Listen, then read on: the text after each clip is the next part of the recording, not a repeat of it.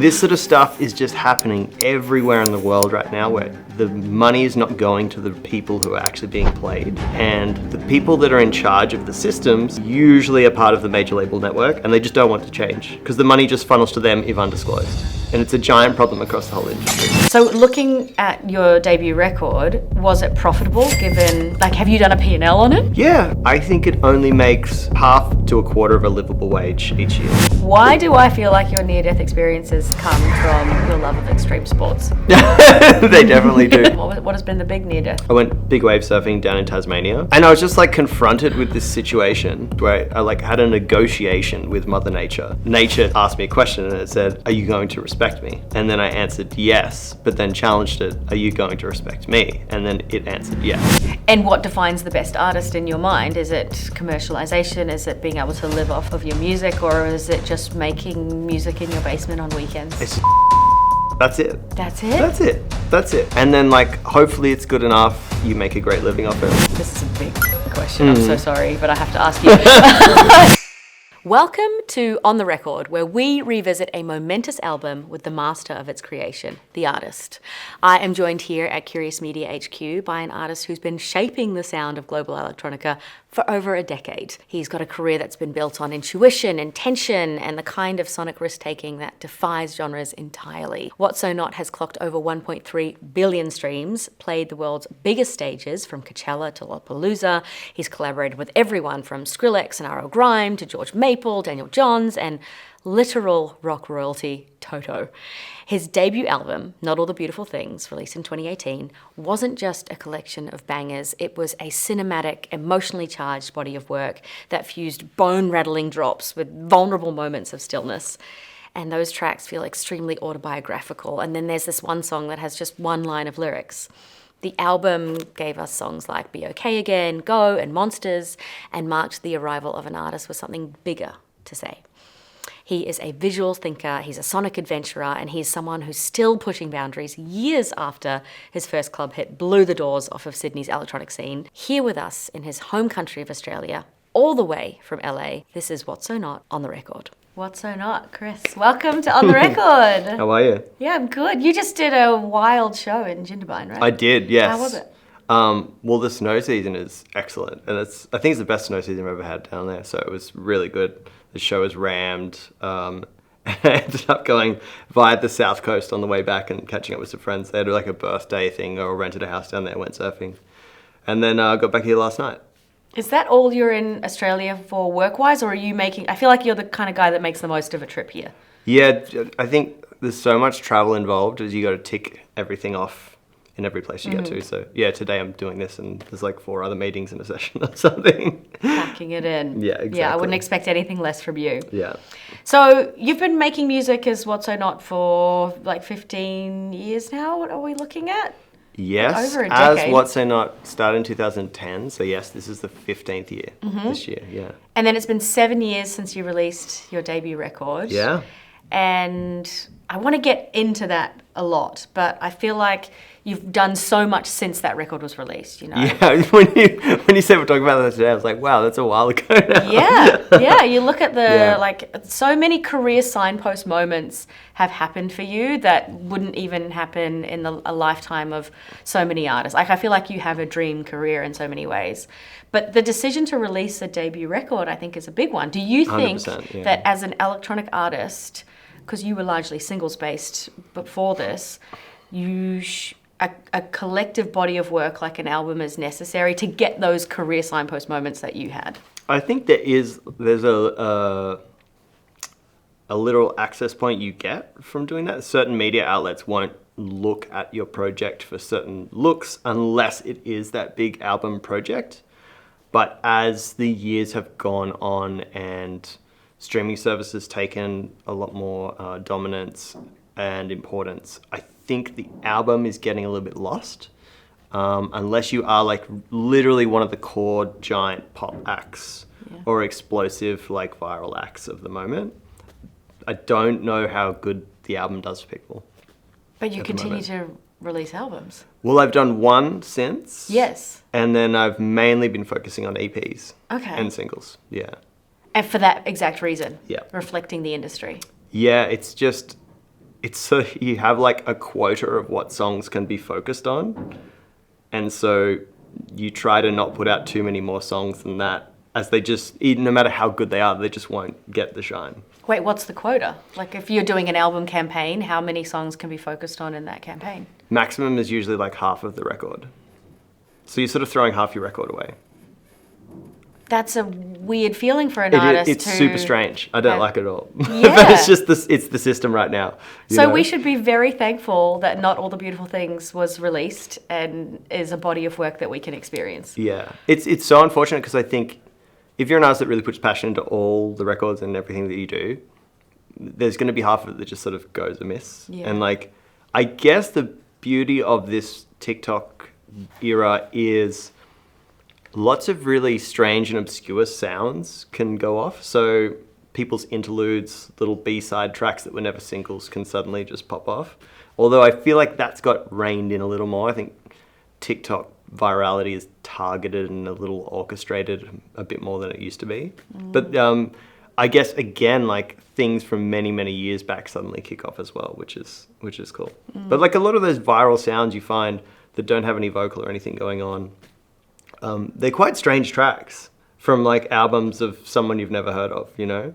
And it is nice that there's an avenue for things like that. But I think artists need to be given a few more avenues now, because I think a lot has sort of fallen away, unfortunately. It's so interesting you say that, because I feel like artists keep getting given avenues from where I'm sitting as the fan, you know, like previously it was the live show and the record, and then it was the live show, the physical and the streaming, and now it's the live show, the physical, streaming, and all of social media. I mean, what other avenues are coming forward? I think the problem is artist music everywhere is now being used for free.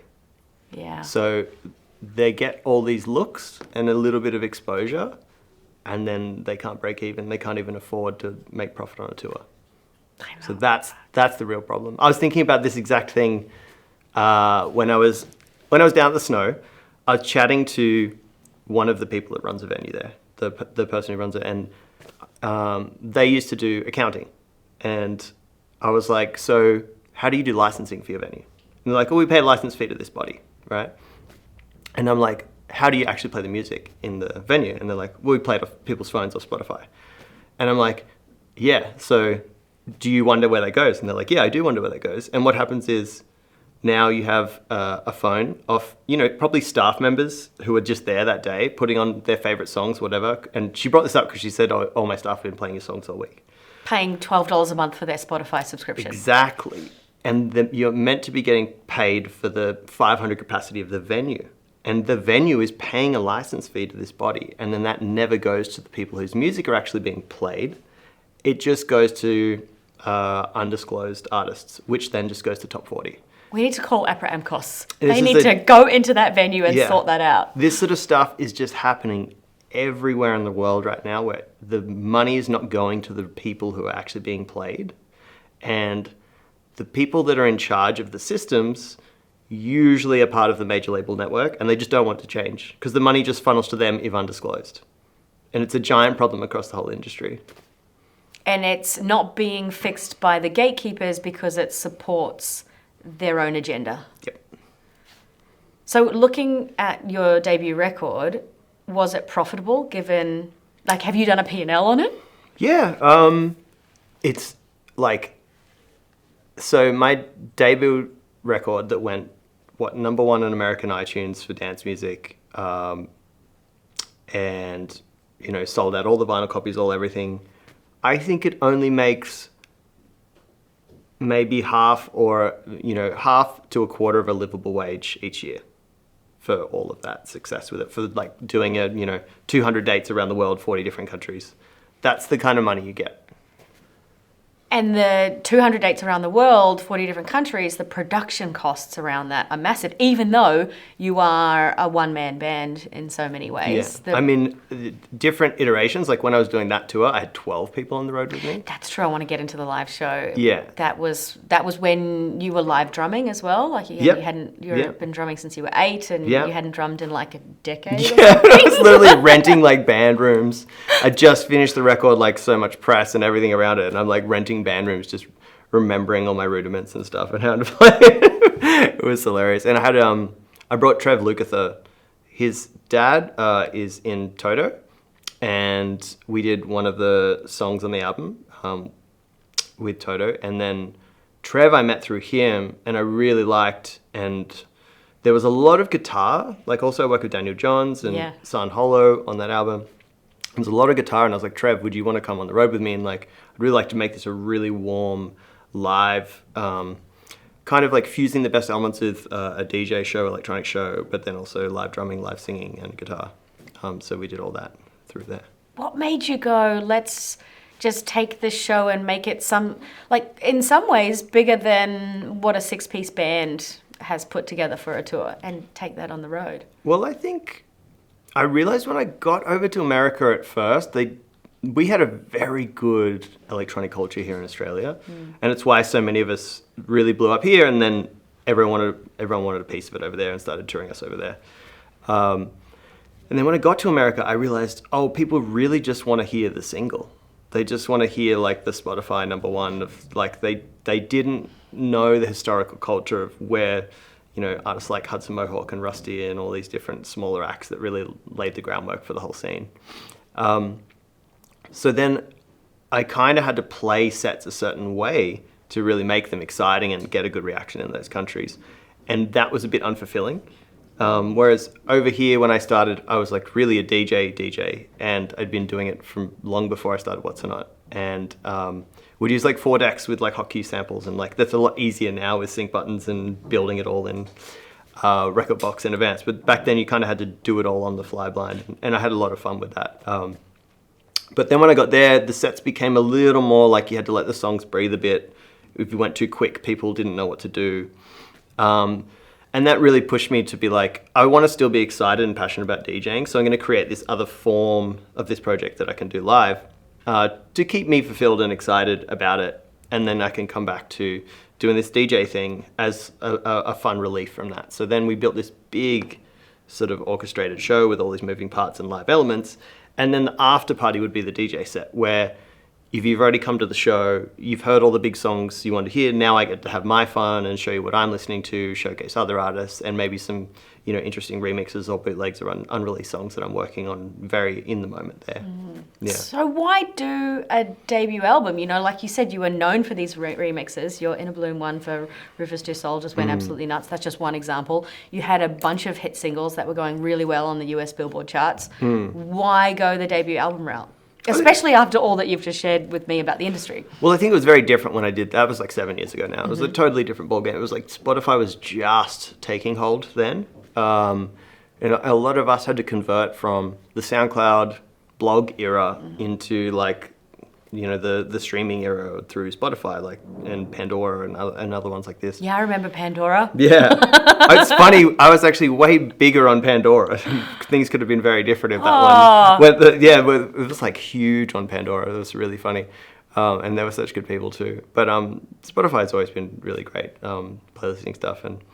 But back then it was very different. I think an album was like a really good thing to do. But then I think, say post-COVID, I did my second album, and I could just see that all the systems were broken.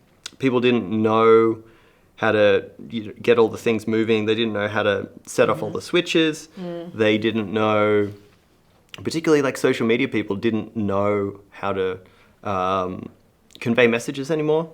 And it was really challenging, sort of, a lot of us artists coming out of COVID where we just, if you had enough money, you kind of just sat around and like made music or like actually had a life because we'd just been touring for years and barely got to be in any one place for more than a few days.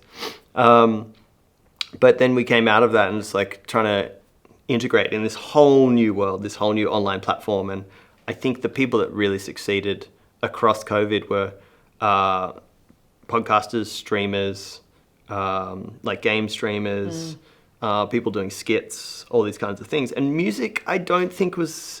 Because music, you kind of want to go see it. You kind of want to be a part, And I think it doesn't work as well in those casual DIY settings of your home.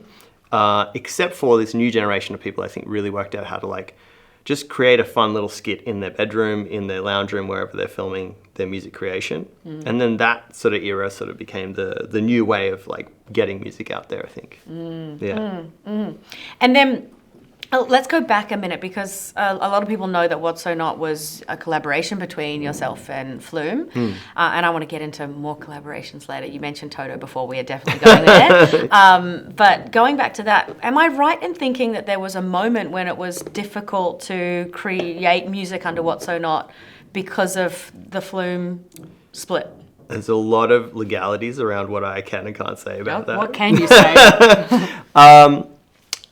I would just say that, yeah, there was a lot of things that were getting blocked in that ecosystem, the way it was structured, and I was very glad to be free of it when I got free of it. So there was a time when you could not record, you're finally out of it, you got new management, you're creating What's So Not as just you. How did you redefine it? Like, what was the vision for the project when you went solo? The first thing I did was actually the Inner Bloom remix.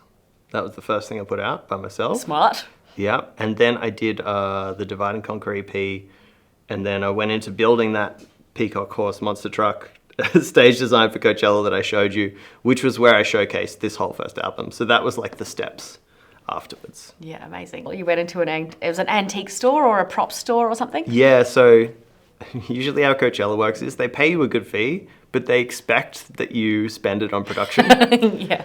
So it was like the biggest fee I'd ever got in my life, and we were spending more than we got for the show to build this like extravagant stage design. And everyone understands it's an investment in yourself and your ideas.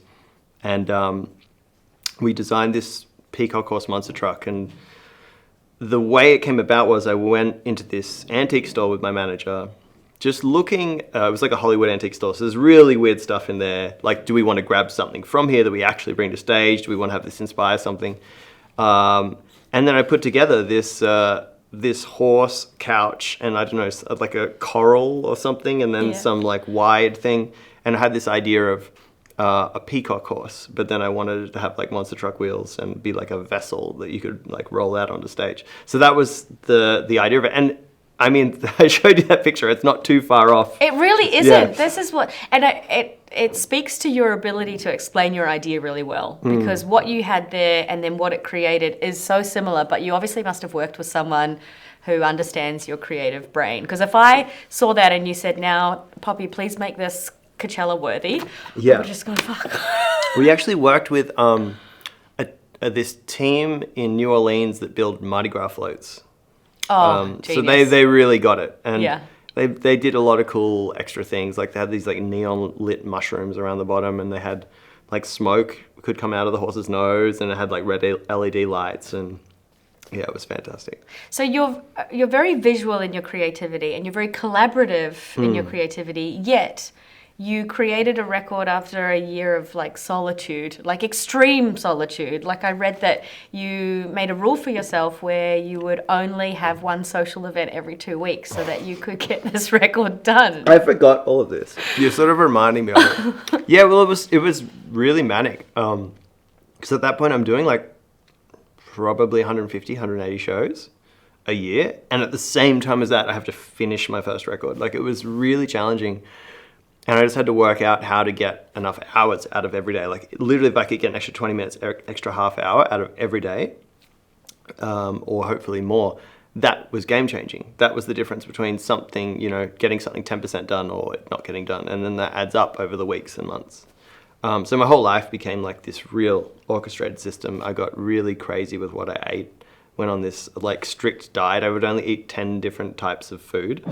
And I mean, Do you remember what they were? Yeah, like 10 items of food. Yeah. So it's like steak, salmon, eggs, lemon, tomato, cucumber, Greek yogurt, pecans, and then like salt, pepper, basil, olive oil. That was it. So there's like no carbs in there. No. No. So you're like peak fitness. No, so I sent myself, I didn't even know about ketosis then, but like basically I'd like self-developed a keto diet without knowing what that was because I found myself functioning way better on it. Yeah. And it started with like, I went down to having like rice with Greek yogurt, tomato, and cucumber as like one of my main meals I would have, and then like a piece of steak. And then I started getting into all this stuff of like, if I have like, I don't know if I said eggs, but I did have eggs as well.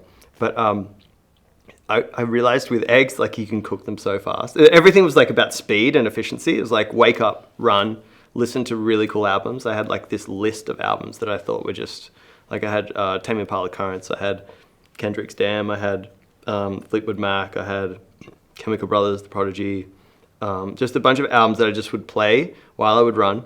Everything had to have 2 or 3 things happening at once. So I would play and run and even call people sometimes in different territories if I needed to. And then I would get back. I would, on the run was the Trader Joe's in LA. So I would either grab the food I needed for the week and then Uber back up to the house, or I would already have it at the house. I would cook probably 2 or 3 eggs, tomato, cucumber, lemon, and I could cook that in like 10 minutes. It's done, eat it straight in the studio. So I'm in the studio by like 10, 11 a.m. every single day, and then work until like 11 or 12 p.m. 11 or 12 a.m. that night. This is amazing. Yeah, and then like... It's like you're training for a boxing match or something. It was like that. Because and it was like, it kind of wasn't hard in the end because it was quite exciting, and I was getting so much done every day. And then dinner was always, I would only eat the piece of steak or the piece of salmon, and that was it. Because I found if you start trying to cook salads and start trying to do all this other stuff, it just was so time consuming. So I literally just cook the steak, leave it on. I knew that was going to be like 7 minutes. I'd run downstairs, do a couple more things, go back up, see the bloke coming through, flip it over, go back down. And it was just like a process. And then when I was out on shows, I would go to like maybe a restaurant or something, and I'd be like, I just want cauliflower and broccoli, no salt, no olive oil, no anything, and just a piece of meat or a piece of fish. And that was it. Do you love regimens, routine? Like, do you need that in your life? You don't need it, and I don't need it now, but then I needed it, you know? Yeah, then the discipline. Yeah, then like I had to do that or this wasn't going to come together. Wow. Yeah. And you mentioned those records that you were listening to. No wonder the album is so diverse. Like, we've got hip hop moments. We've got moments of like feeling like it's trance. Moments of feeling that feel like so spiritual. Like there's one song, Bottom End, I think it is, that has, is that right? Did I get the right song right? That has like one line of lyrics. Yeah. Like it, and that feels like this spiritual journey as well. And then you have songs that just feel like a whisper and then a storm. Like it is,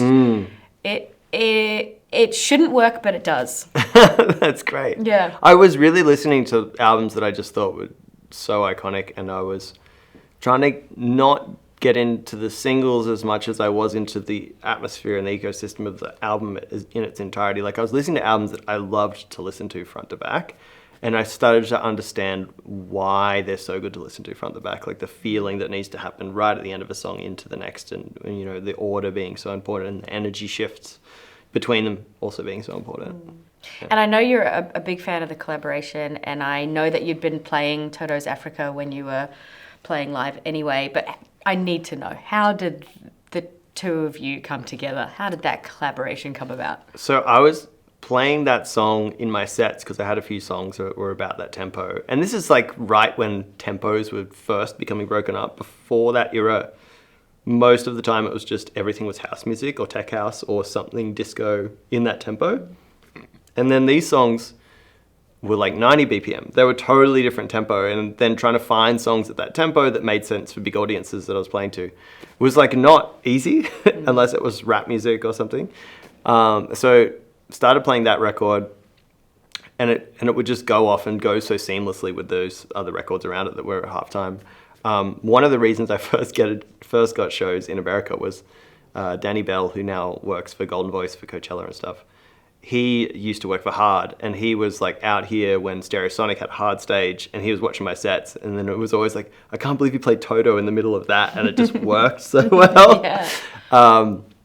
And then I was signed to Owsler with Skrillex, and his like longtime friend and A&R, Chris Morris, was like, do you want to do something with Toto? And I'm like, what do you mean? That can happen? He's like, yeah, you just hit him up. So I hit him up. And I think Sonny like came by the session, but like, I think he had like a Bruno Mars session double booked. So then I was just like, okay. Imagine the life of Skrillex. Yeah, I think it was something like that. And I think I was just like, okay, I'll just do this with one of my songs I sort of have started.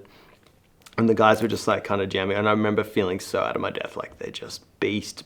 You know, they wrote on all the Michael Jackson songs and blah, blah, blah. Like just everything from that era. They were like the session guys that just could come in and kill everything.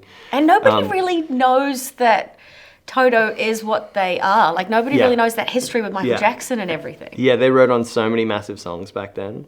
I think like Quincy Jones would bring them in for tons of stuff. And, so then I'm just there like this kid still who's just like making all these electronic sounds and stuff, and they're just like writing all these guitar parts and little vocal parts. I'm like, this is really cool. And I think Sonny popped in for a bit and then popped back out. And then I ended up, working out for that album. And I was really gracious that the guys let me, put that on there, which was really cool. Were they fascinated with what you do? Because I know you obviously had a fascination with them, but on the other end of that, they would look at what you do and go, gosh, we probably could never do that, or that takes a long time to learn and everything. Yeah, a lot of people from that era that I've come across are quite fascinated with the sounds and the interplay of like, the melodies and chord structures and how they can be like morphed and modulated through synthesis and like the power and energy you get. Like you listen to anything by, The Prodigy or Noisia and groups like this. And it's quite fascinating, that raw energy and power you can get out of the sounds. And a lot of them are quite excited by that. Mm. Yeah. And then Daniel Johns features a few times on the record. He was all over the album, wasn't he? Is he a friend of yours? How did that come about? Yeah, long-time friend. How did you two meet? We met just up the road from here. I was working with Slumberjack on the opening song of the album, and they'd done something with Daniel. And Daniel was in town doing some interviews or some work or something and just wanted to come see them. And he just came into the room and sat at the back. I can't even remember if I really knew that he'd walked in. And I was actually building that, the big arpeggiation you hear at the start of that first song. And I was live tracking it and modulating it like as he was sort of coming into the room. Oh. And he could hear it. Yeah, and it was just like a 2-minute take that we then cut down to create that song. But that's how we met. Dan just walked in and apparently he said, "Who's this guy?" And then after that day, he invited me up to his house and said, "Do you want to come up to my house and just make some music?" So we met like that. Had you been a fan of Silverchair? Like just... Yeah, like not... As I got to know Dan more, I understood like all the lore around his project and, the dissociatives and Daniel Johns and Silverchair and everything. And I definitely... Once I got to know him really well, I was like, oh, I know nothing about this. Like, I know a little bit, from when I was younger. Like, I would play Tomorrow when I was in my rock band when I was, in high school or whatever. But I didn't really understand the gravity of it. And through getting to know him, I really did. And, like, he became such a good friend that when COVID happened, he invited me and, like, even my brother and some of my friends to come and stay at his house. Because he has like this lovely house up in Newcastle. Yeah. And it's like a, I didn't go, but when I was working at Rolling Stone, we put him on the cover and we did a full shoot there. And it's like, from all the reports that came back, it's like an art gallery. Yeah, it is. Yeah. And he's collected these insane things from all around the world that are like strung up everywhere. And yeah, so I lived there for 7 months and just made music with him every day and went surfing. So COVID was very nice for me. Yeah. COVID's a good time. It was very nice for me, yeah. Oh, and I know you're a huge fan of the collaboration aspect of music. I think you've said before that you like the idea that you can do something with someone that you just could never do alone. Oh, yeah, yeah. 100%. Is there a collaboration on the record that you think back and just go, that was just a moment? Probably Same Mistakes with Dan, which is, again, like an album cut. He was in America on a whim, and I got a call from a random number. It was like 11 p.m. at night, and I was like, "Who is this?" And I answer, and it's Dan. I can't believe you are. I would never. And it's Dan. And he's like, "What are you doing, man?" And I'm like, "What are you doing?" And he's like, "I'm in LA. Are you here?" And I was like, "Yeah." You kind of sound like him when you impersonate him. You got his voice down pat. And then he's like, "Can I come over?" I was like, "All right." And he comes over. And I lived in this really cool house. My friend James Earl, who's also on the record, he worked on Demons. I Airbnb'd his house once when I went to LA, one of the first times I ever went there. We both realized we did music, and then we became really good friends. And then it ended up he was just like, "Hey man, whenever you're in town, just come crash out. Like he can have a room or have a couch or something." And he had this really cool studio down the basement. So then Dan comes over to that house. I'm in the basement. It's like midnight or something. And he's like, do you want to make some music? And I was like, all right. So I was just classic Dan style. Like I had these chords and he was like, oh, them. And I just hit record and he was doing 40-minute takes. Like did 3 probably 40-minute takes. And I was just making little... He's just vocals at this point. Just vocals. Yeah. And I was just doing marker points of every time he did something really interesting and really peculiar. Because if you listen to that song, it's a lot of interesting ad-lib movements. They're not really words. And most of the song had no words at first. It was just this like flow state, free form. I think they call it voweling is like the technical term. So it's just these shapes, these vocal shapes. And then I started imagining how they might all stack together and how they might talk to each other. And then I built that out. And then, it was just such a powerful and peculiar song. And it wasn't until like right before the album was due, I had 4 days in Australia and I was like, damn, we really have to turn this bit to have some lyrics. So can I come over and we'll just do some lyrics? And so I did that then with him. Oh, amazing. Yeah. Wow. But yeah, it's really cool. It was just like, I even remember he was just in this pocket, like it was almost like David Bowie kind of style. And he was like stomping on the ground to the beat and it was this really slow song. And then I remember it made me think of like marching, like somebody going off to war or something. And I left the stomping in the record, underneath the low end. And it creates this pace to everything as it's going along through these different sort of tragic and dramatic moments. And that's what makes you such a brilliant artist. Like you hear little things that people would go, oh, we better get his foot stomping out because he's just, keeping time or he's just, getting himself into a rhythm and you're just going, actually, that could be the undercurrent of the song. Yeah. So let's go into that. Has there been another time where you've recorded something that perhaps a lot of artists might not think to record and then it's ended up on the record? Oh, all the time, I think. Yeah? Well, I mean, like when you make, because I'm not traditionally trained, right? So everything I'm doing is an experiment. And then you just, you do an experiment until it sounds good. And you're like, that's the thing, we'll grab that. That's pretty much how I make music. So it's always like that. Like I don't really know where it's about to go. And then I'm like, ooh, that's it. And then you just grab it. And then a lot of the time I'll hear, even if I scroll through like sample banks or something on Splice or whatever it may be, I'll just scroll through things and I'll just hear like a single note or a drone or a subtle little movement between 2 notes. And I will immediately hear the full harmony stack, the chord structure, the melody, everything that goes into that. And it's just like that was like the key to unlock that door. And then I go through that door and I know exactly how to build everything out in that room. Wow. And then you were showing me something before we started recording of like a car that you were in. Oh yeah, So it was really, really cool. This guy, Dan, who's a very good friend of mine still, he worked at Red Bull in New Zealand and he loved my project. When I went over there the first few times, he like set me up with some really cool young artists that he was trying to help out, that was giving them free studio time. And they ended up being like reasonably big acts like Montel and Quicks and a few others. And he said, hey, we want to like officially invite you as Red Bull to like come and use the studio for a couple of weeks. We'll put you up in a house and we'll just record the whole thing. And like, typical Red Bull style back in the day. It was very cool. Love that. Do they still have Red Bull records? I don't know. I think a lot of it sort of stopped. They had the Red Bull recording studios, which were like amazing. And as well in New York, when I first went to America in New York, they let me use those all the time, which was so cool. Like I would not have been able to do a lot of stuff. Like I just didn't have the money, I remember chatting to the general manager of Red Bull Records a while ago. Yeah. And he was saying how their business model for the artists is they just work a record for as long as they think they should work the record, and that they'd been working one record for 3 years because it was popping off in one area and that went well, and so they went and toured that area. And then they noticed by looking at the data that it was popping off in this area, so they'd go work the record there. And I'm like, what a privilege. No major label could say, we'll work your record for 2.5 years. Yeah, they were very cool like that. And I think a lot of their system wasn't built on profit. It was built on, we make so much profit from this drink.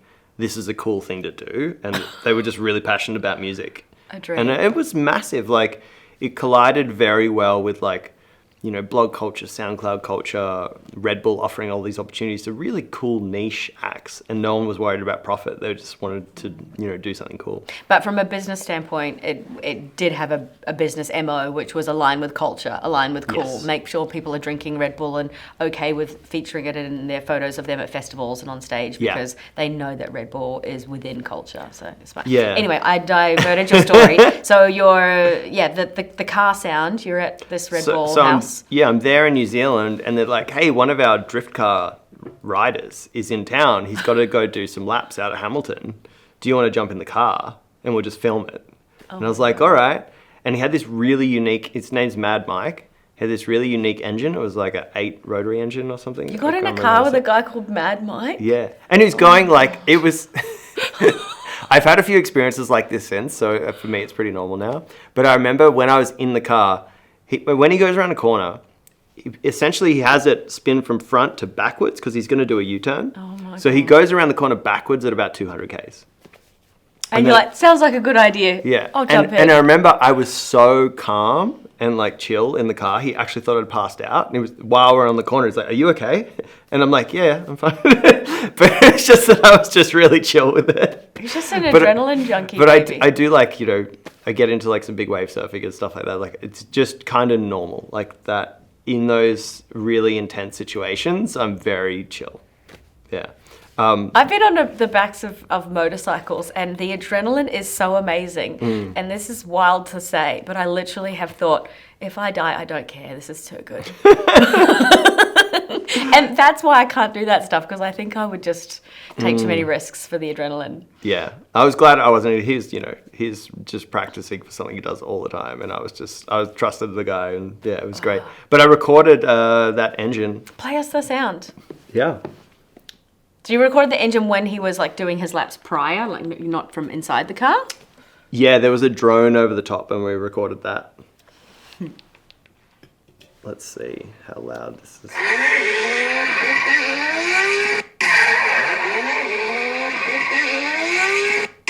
Yeah, that's pretty much it. And that's in the opening song. So there's a different recording that I used. I'd have to go and dig up the part, but when the car's accelerating is it when it made this really interesting sound, because I don't know cars that well, but like it's a different type of engine that they have in that one, and it had this really monstrous, I don't know, dinosaur kind of like tearing mechanical thing that I was really fascinated by. And Warlord had that energy already, and I was like, I bet I could fuse that with some of these other interesting sounds that I have, and it would just like sit there as this atmospheric backbone to the different call and response between these sounds. Wow. I didn't pick it up in Warlord, but I was going to ask you, why did you make that the album opener? It's a freaking phenomenal piece of work. It's quite dramatic as an opener. It's so dramatic. Thank you. It's so dramatic. And I feel like the choice to start a record with I feel like it's a big deal when you're choosing your track list and you're saying, this is my entry point.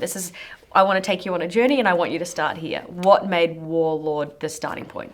I think because I was actually starting my shows with that song for like the year leading up to the album. So the familiarity? Yeah, and also it was like a big cinematic. I'd been studying like a lot of Hans Zimmer kind of orchestration on different YouTube tutorials and stuff like that. And like I think this is quite cinematic and yes, it's very abrasive and extreme with its sonic development, but also the composition is quite cinematic. So I was understanding how they do different movements, like in different, like the Star Wars music and all these different patterns they would have for horns and patterns they would have for percussion and things like that. And I was like, this is probably the best way to start. And it's a short song, like it has that big, crazy build, a sort of abrasive moment, melodic moment, and then just tapers off, and then I think it goes into Beautiful, doesn't it, after that?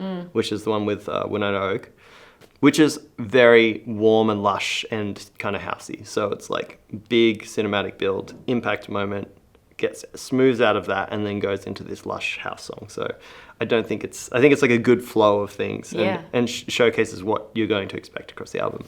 I get the feeling you laboured over the track list because there is a journey that you wanted to take us on. Yeah. What was that journey? It's a bit of a battle because the labels always want you to put the big singles and the hits at the front.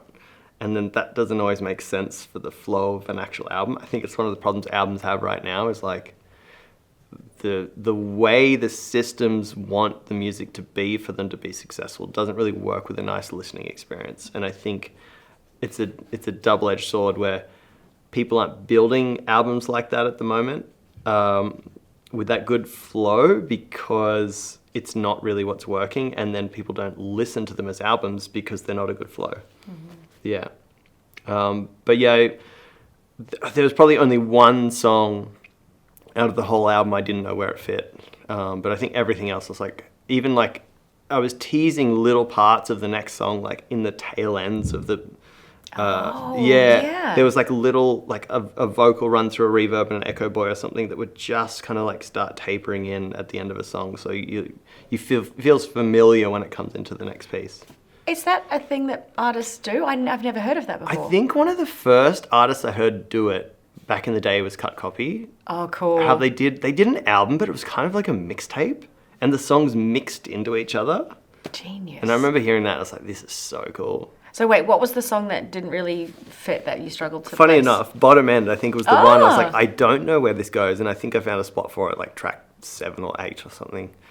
That was the song where I was like, you're creating 3-dimensional worlds, I feel like. And you really see that within your live show, of course. But that was a song where I was like, I wanted to ask you, are you a spiritual person? Oh, definitely. Yeah. Yeah. I think, very much. There's just been too many things that have happened in my life that I could really doubt that stuff. Like near-death experiences, or like I'll have dreams about songs. And then 4 or 5 years later, I'll be sitting in the studio and this thing will just come out of me. And I was like, oh, that's from that dream from 4 years ago. Like, and this, like, I can't deny that there's some sort of connection there. Like, you're just opening a channel to this, like, plethora of information, and then it sort of comes through you rather than, you doing it yourself. Like, I think creativity isn't an act, it's a relinquishment. So you don't bite into, like, this reality and like your insecurities, your grievances, your whatever. You just let go of everything and let something come to you from somewhere else, and then that is your best creation usually. You surrender. Yeah. There's this thought that ideas are given to you, and if you don't use them, you lose them. Yeah, I've heard that one. If you don't use them, someone else will. Yeah. Yeah. I think it's very true. There's some weird connection where like time is sort of dissolved, and like the idea that I create something that I dreamed about 4 years ago, it's like, well, did I actually create this just now? But then I sent that message back to myself to like, it's like what comes first. Has it been marinating this whole time? It's like what comes first, and then you use that as a framework or a guide, and you try and like nail as much of it as you can before you like lose the connection to it and can hear and understand what that sounded like. And there's a lot of, I think, frustration in music creation where if you don't have the technical ability to fully fulfill what you hear in your mind, like, because you hear something very distinct and profound, you might be like, I don't know how to make that sound, but how do I like draft something down as like a bookmark to come back to later so that I can kind of point myself back in the same direction. A lot of music for me is that, like, always naming, like, I think every great song is a moment in time that you've just fleshed out into like a body of sound perfectly. And you want to create these marker points for yourself to put yourself back into that exact same frame of mind. Otherwise, you could be finishing a song, but you're like corrupting it. You're not doing its true self. You're like commercially finishing it because it's got a deadline, but you're not like completing the true form of it.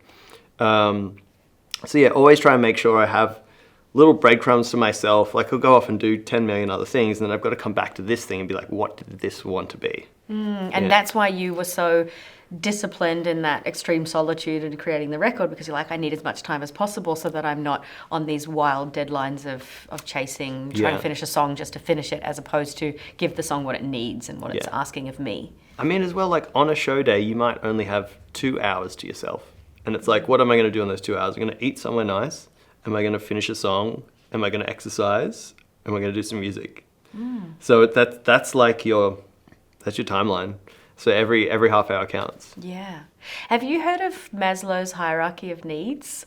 So it's that pyramid thing. It's like in Psychology 101. I didn't study psychology, but it's like, you know, you need, food, water, shelter basically at the bottom, and then it comes up to like self-esteem and things like that. And then at the very top of that pyramid is self-actualization, like basically what we need in order to survive and live and thrive. And self-actualization is basically living your truth and understanding who you are and being the best version of yourself that you know you're capable of being.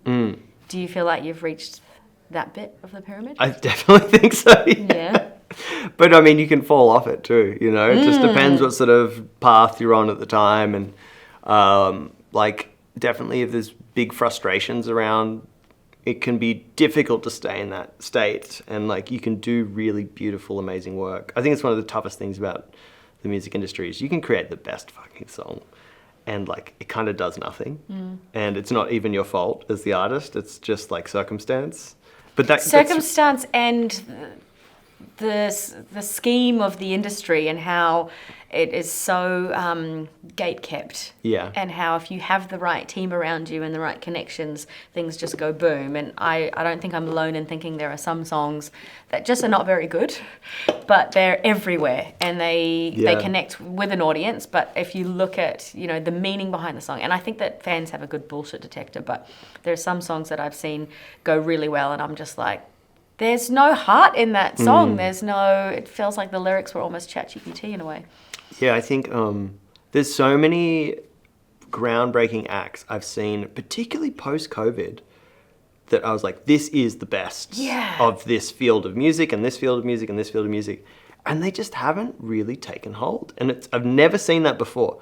You've like always in the past, you could identify who was going to be big because you saw you saw this sound being crafted. You saw who they were as a person and how they represented themselves, and they always like it was just a matter of time. But I don't see that now, and it's really kind of frightening that this is the first time in I've been doing this for 18 years. First time I'm not seeing the follow through. Yeah. First time I'm seeing like one of the acts I won't name, but I can think of, struggling to even just exist as a musician financially. Yep. And like I've seen amazing artists become Uber drivers. They are the best creator and designer and everything in electronic music in the world, and inspires all the best people who are like kind of biting their sound a little bit very successfully around the world. And they are struggling. And it's so sad. I've never seen an era like that before. Is it the influx of songs pushed to streaming services? I know we're up to like over 100,000, 160,000 songs per day uploaded to Spotify.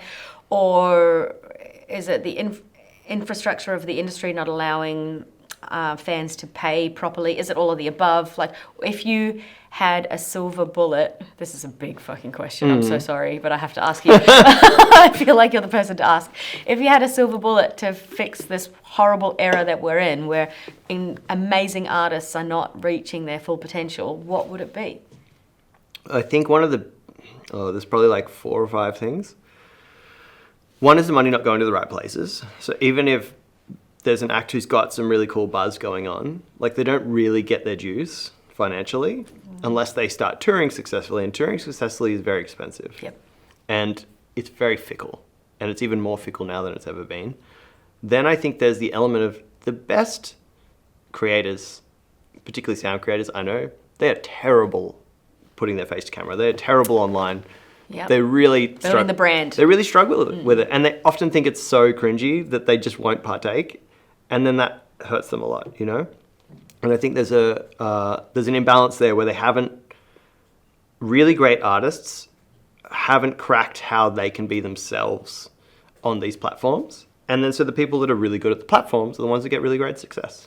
So we're just in an era of like the people that are getting great success are good at those platforms, or they've got a team who's getting paid really well, who's really good at those platforms. I just don't think those artists will get to the end of their life and go, fuck, I'm so glad I didn't do anything cringe. Like, do the cringy thing. Like, who cares?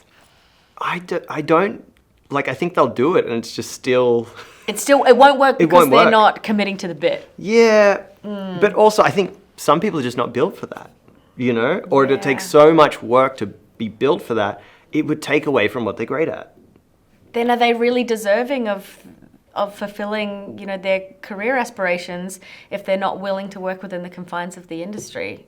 Well, then that is artistry versus commercialization. True. So that is like, do you want to be the best artist or do you want to be the artist that makes money? And what defines the best artist in your mind? Is it commercialization? Is it being able to live off of your music? Or is it just making music in your basement on weekends? It's just making music. That's it. That's it? That's it. That's it. And then like, hopefully it's good enough. You make a great living off it. But I think that's the saddest part is like the best people are struggling.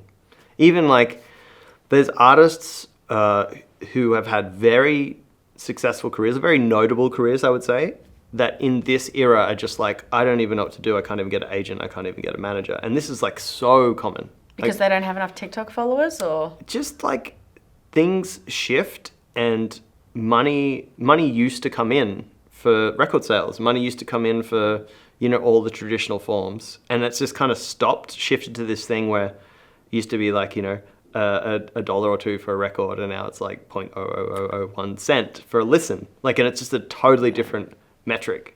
Yeah. Yeah. The model has changed. Yeah. Yeah. You said something before that I so want to go back to. You said one of the reasons why you feel you are spiritual is because you've had near-death experiences. Why do I feel like your near-death experiences come from your love of extreme sports? They definitely do. Also, like just like car crashes almost happening. Like shit. Just like lots of stuff. Yeah. But what's the big one? What has been the big near-death? Well, the biggest near-death one is probably not like, it's like less potential for death than some of the other ones. But I went big wave surfing down in Tasmania. Say no more. I understand. And I was just like confronted with this situation that I was totally out of my depth for. But I was like, I felt like I could do it, right? And I was like, I'm going to do this. And then I got into this super calm state, like my breath was slow, my heart was slow, and I was just so like, same kind of thing as when I was in the car with Mad Mike. Yeah. My friend who's there, who's like a professional rider, he was like, are you okay? Because you're like really... Same thing. And I was like, yeah, I'm just really chill. And then I had this like out-of-body experience where I like had a negotiation with Mother Nature. And it's like in Tasmania at Shipsterns with this like giant amphitheater, this huge like rock cliff coming up towards you, and the waves like there on the shallow reef and this cold 12-degree water. And I remember just like having this conversation with nature, and nature asked me a question and it said, are you going to respect me? And then I answered yes, but then challenged it, are you going to respect me? And then it answered yes. And then I even saw an interview of myself after that session, and my tone of voice was different, my language was different. Almost like I'd reverted to this childlike form of myself, this innocence, and then I was being protected by nature in that moment.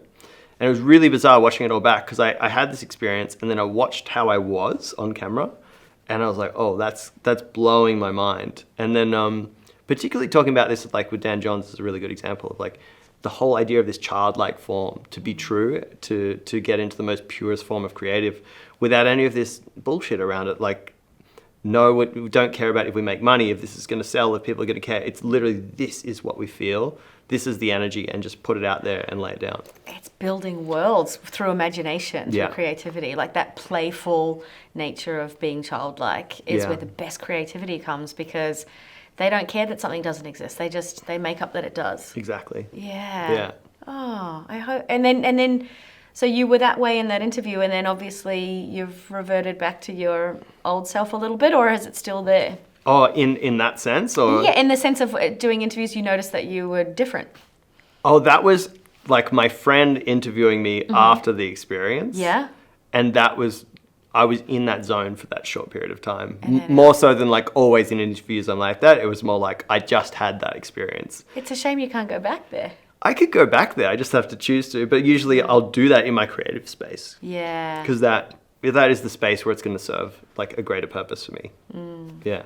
And looking back on the record, is there anything, and we always do this, we always think, oh, I could have done this differently, or if I could, I would change that. Is there anything that you're like, I wish I'd changed this part of it, or no? There was a few things that I'd wished I'd changed when it came out. And at this point, I'm like, no, that's part of the journey. You just make more and you make it better next time. You're not going to do a Kanye, you just go in and secretly change it? And I've definitely done that, but Yeah? much closer to when I'm like 7 years on, I'm like at peace. Yeah. You know, it's like you actually, I listened to it for the first time maybe a couple of years ago, front to back, and I was like, wow, I did good. Yeah, you know, like you did good. because like often you put something like that out and you don't listen to it for a long time, except for the ones that you actually play live.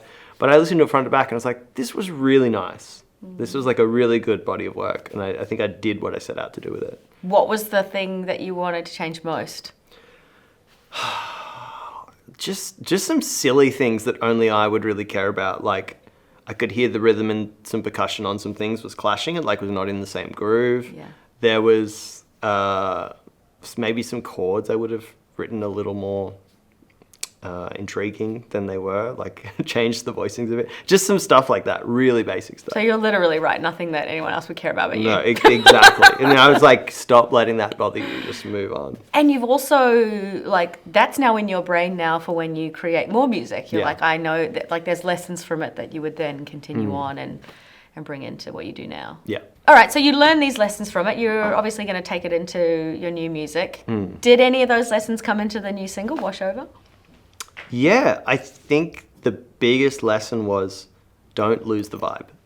Just, it had a really cool demo feeling and didn't want to lose that, didn't want to change that, and just keep it flowing, keep it moving. It's really warm and lush. The drums, I think, are particularly nice. And then the only thing I changed right at the end, which I was so glad I did, was the sub and the bass. I got like a UKG style warm Reese bass with like a punchy sub that gave it some extra rhythm. Super detailed thing, but I watched literally on a dance floor the difference between people really dancing and moving to it and it sounding good in a car stereo versus like it sounding like a demo. And I think those are the kind of lessons of like rhythm and subtle details in low end that are often very hard to hear on headphones, but you see how they feel when they're played on big systems and how they push air. So yeah, I was very psyched with how well that one came out. Wait, so it's essentially just came out, but you've been playing it live, you've been testing it? Yeah. Like little focus groups every gig? I mean, I play songs that are unreleased for sometimes 5 years before we put them out. Sometimes it takes a long time because Really? because it like doesn't fit the era that you're like the world is in or that you're in. Like it's really like that. It's happened so many times. This is blowing my mind. Like I have this song with Chet Faker that is 8 years old. And it's still Not not out. out. And it's still fresh as fuck. Like You guys both live in the US. Like, can we just get this sorted? yeah, there's fun phone call? there's a lot of songs that like, and it's also sometimes songs over time you just change them, you don't make them better. But I know this one and a few others like they're better. So I'm just waiting for the right moment for them all to come out. Okay, so Wash Over, how long had that been in the test market phase? That one was pretty quick. That was like a year. So. Wow. Well, do you think about it? It's like if you want to press a vinyl, for example, you have to deliver it 6 months before it's done. And if you're changing countries all the time and you're working with like 4 different vocalists, 5 different vocalists, you're going to have to get like a couple of days here with them, a couple of days there with them across 6 months or a year just to get that song finished when you're in their city, in their country. And then, mixing, mastering is such a headache when you're traveling around on the road. You need to be like really locked into a space, understand the speakers, understand the room. So it's such a big process. And that's why I don't think albums work that well right now, like where you're moving around a lot. It's just like, it's such a big ordeal and you can't be nimble and quick. And I think everything right now is about being nimble and fast. I think you've just introduced me to the EDM advantage because I don't think a pop artist or a rock artist could just put the song in their live set for a year and no one notice and realize that it's a song and kind of talk about it online and it be a thing, whereas you can kind of mesh it in with and mix it in. I think it's a huge advantage to dance music is it's like a lot of the bass and the rhythm creates a movement in people in dancing. And people can just understand immediately physically what that song is without needing to know the lyrics, or it could even have no lyrics. It could just be instrumental. And I think that's very hard for pop. It's very hard for other songs because they they need to know the song to sing along to it, and that's what they really get a kick out of. Whereas I think dance music has the power of you're just dancing to a rhythm. And if the rhythm is good and the feeling's good and the chords are good, people are going to be right into it. Yeah. Do you remember the moment where you were performing it live and you were like, this is going to be a single because of what I just saw in front of me? This one, I was like, this is such a good record. I was like, I'm just going to put it out. I only played it twice before it was out. Oh, so, okay, you've been tinkering about, sorry, I thought you'd been sneakily playing it for a year. This is the other thing. I have like, there's like 8,000 sessions on my computer of different songs. But it's like, which one do I spend another day on, get to a point that you could play it? Which one do I then focus on to finish? Like, it's not like I'm playing one song that's the only thing I'm working on for a year. It's like I'm working on probably 60 songs in that time. Wow. Yeah. But playing it live helps you define whether you'll release it as a single. Yeah, usually you want to test it and see how it moves people. And if it does, like, this is the one. Like, there's what do they call that? Like market research. Yeah, you just, a little focus group. The little focus group. Yeah. You just throw it out there. It's like, oh, that's... like, all of my biggest records have been like, whoa, we got to put this one out. Yeah. Yeah. Oh, that's such a fun way to do it. Yeah. I love that. Thank you so much for coming on the record. And the new single's amazing, and what you've achieved is nothing short of incredible. Thank you. I've looked at the swell of electronic music coming out of Australia around 2013, 2014. It felt like we hit like a really great moment, and I love to see that it's continued, and I love that you're just over in LA just doing your thing. And it's very cool for you to even be back here. So thank you for taking the time. It was very good when we actually had nightclubs. When they all went, it was very hard Yes. for I think all the next generation to come through, but I think the world is going through lots of changes, so as everything does, and I'm very excited to see that get a bit more energy over here again. Yeah, totally. Yeah. Thank you, Chris. Awesome, thank you.